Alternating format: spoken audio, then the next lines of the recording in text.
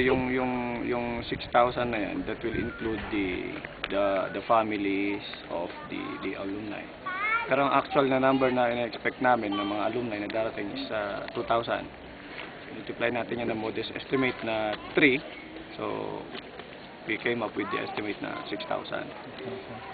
The preparations are very normal. We've been doing this annually actually. So ganun pa rin ang mga preparations, kung anong preparations last year, ganun pa rin.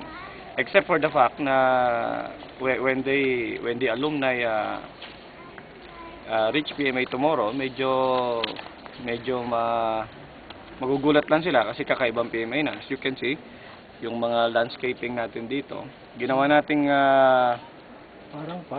tourist spot talaga itong PMA in coordination with the Department of Tourism. Kumusta yung alert na dito? Gaano ka-kahit yung... The security preparations are very normal kasi ginawa lang natin yung what is appropriate for the guests actually kasi may mga VIPs tayo darating. So the security preparations are normal. Sir, pag sinabing normal, ano ibig sabihin nun, sir?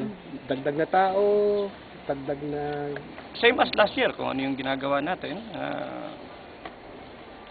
Kung ano yung ginagawa natin every year, ganun pa rin naman. Wala tayong dagdag na tao. Wala ba kayo na-foresee na threat bukas?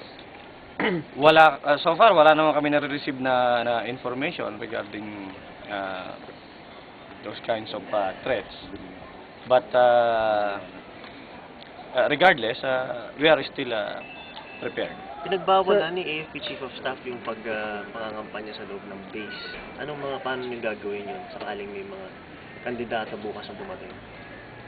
We intend to enforce that doon pa lang sa inspection area. Pagpasok ng gate ng PMA, so bukas lahat yung sasakyan. And then if ever na mayroon kayo makita mga campaign materials, pinapaiwan natin. Confiscate natin. The guest of honor and speaker included, sir? Yes. Bakit nga pala siya? He was invited actually by the Philippine Military Academy Alumni Association Incorporated Board of Directors. And they are the ones calling the shots dito sa celebration ng homecoming nito. PMA is just providing the venue for this event. Of the 6,000 na expected attendees tomorrow, mga ilang politiko? Kasi may maraming adopted na politiko ng mga klase ng PMA.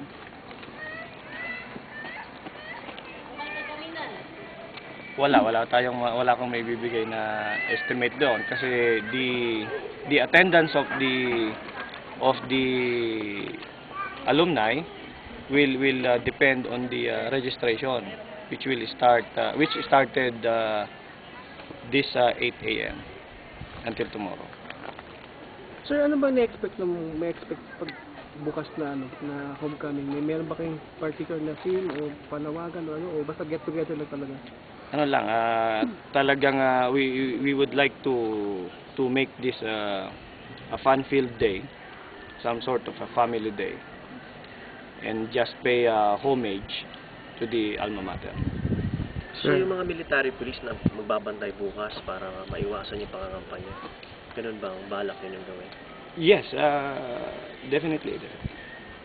What about, for example, there's one candidate who talks to other mistas or other groups? Paano yung ipagbabawal? Well, kung ganyan usapan na lang. Ang medyo what is obvious actually, yun yung talagang pwede nating pagbawalan. Pero yung mga pag-uusap na ganyan ng mga maglinista within the confines of their class, wala na tayong magagawa na. Actually, hindi na natin ma-monitor. Distribution of t-shirts, posters. T-shirts, yan yung isa sa mga explicit na na campaign materials. Definitely kukumpiskahin natin.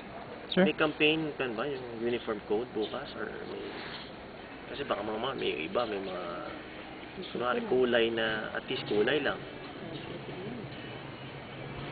Well, maraming pwedeng maraming pwedeng gawing gimmick yung mga classes. But nakiusap ang aming superintendent, si General Leopoldo Maligalig, sa lahat ng mga alumni na iwasan ang anumang mga bagay na maikukonekta yung PMA sa politika. So ang dapat na gawin lang ng mga alumni na darating dito ay just to pay homage dito sa PMA. Sir, si General Maligalig ba, sir, has he talked with Senator Villar or si Senator Lacson, reminding them na bawal yung campaign inside Sa the aking PMA? pagkakaalam, walang ganyang usapan, pero gumawa sila ng isang panawagan para sa lahat. Paano panawagan? Letter? May mga advisories tayo at nilabas tayo doon sa press release at saka doon sa convention ng PM AAA ng last January.